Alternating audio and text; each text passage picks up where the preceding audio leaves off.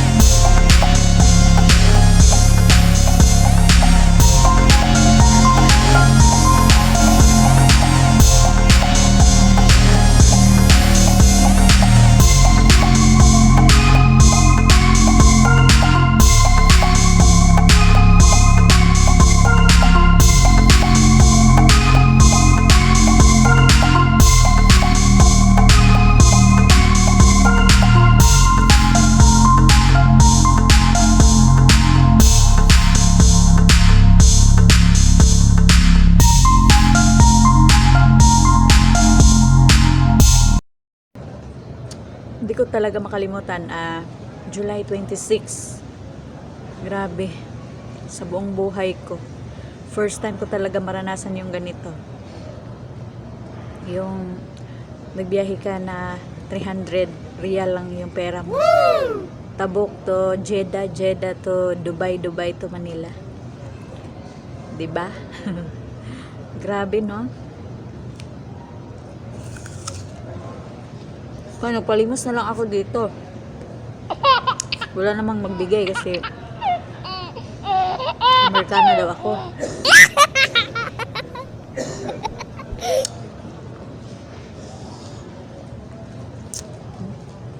Thanks for watching. Kaya?